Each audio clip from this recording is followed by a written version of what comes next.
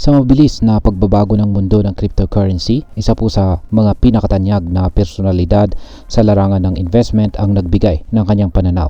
Siya po si billionaire Kevin O'Leary. Kilala po siya bilang isang investor, entrepreneur o television personality. Kamakailan lamang sa isang panayam kasama po si Lara Trump sa programang My View with Lara Trump, ibinahagi ni O'Leary ang kanyang pananaw tungkol sa hinaharap ni Bitcoin at ng buong industriya ng cryptocurrencies. Ayon po sa kanya ay patuloy na lumalakas ang posisyon ng crypto sa global system ng finance. Iniwan na raw ng industriya ang tinatawag niyang cowboy era o ang panahon kung saan ay napakaraming scam at hindi maasahang project ang naglipana. Sa hinaharap, ang crypto ay magiging bahagi na ng traditional na financial system sa ilalim ng mas mahigpit na regulasyon. Kaya ano nga bang ibig sabihin nito? Kaya ayan po ang siyang ating pag-uusapan sa video na ito. Pero bago po tayo magpatuloy ay pakibasa na lamang po ang disclaimer dito sa ibaba ng ating screen. Ayan. Ngayon ay ano po ang pagtanaw ni Ginoong Kevin O'Leary sa kinabukasan ng cryptocurrency. Ayon po kay O'Leary, nasa proseso na ang crypto ng paglipat mula sa isang Wild West na industriya patungo sa isang mas matatag, organisado at lehitimong sektor ng ekonomiya. Maraming mga scam at illegal na gawain sa crypto ang natanggal sa eksena, lalo na't maraming malalaking kaso na ang lumitaw sa korte laban sa mga mapanlinlang na projects. Ayon pa sa kanya, ang susunod na yugto ng crypto adoption ay magiging mas regulated o mahigpit na. Mahigpit po na babantayan ng gobyerno. Makikita natin ang mas maraming batas at patakaran na ipapatupad upang matiyak na ang cryptocurrency ay magiging mas ligtas at epektibong bahagi ng financial institutions.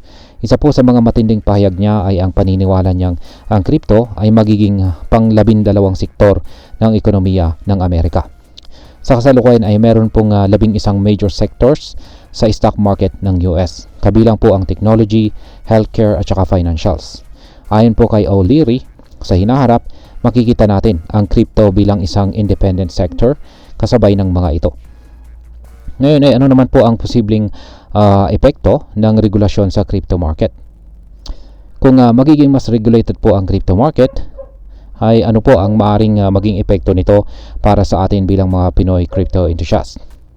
Yan, ayon po kay Ginoong O'Leary, magiging mas madali para sa mga malalaking financial institutions na pumasok sa crypto space. Mas maraming bangko at saka investment firms ang mag-aalok ng crypto products sa kanilang mga clients at magiging mas mainstream ang paggamit po ng Bitcoin at iba pang mga digital assets.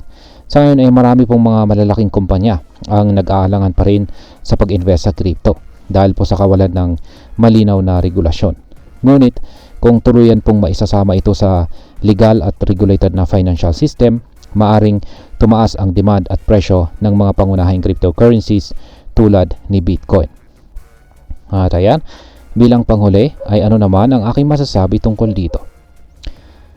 Yan, bilang mga Pinoy crypto enthusiast ay meron pong mga ilang bagay na dapat po nating tandaan. Yan, kapag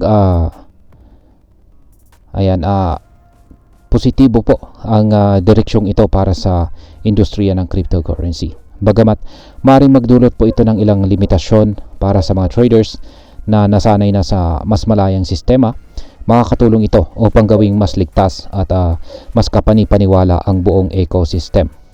Ang mas mataas na regulasyon ay hindi po dapat katakutan, kundi dapat po nating tingnan bilang isang hakbang patungo sa mas malawak na adoption at saka mas stable na crypto market.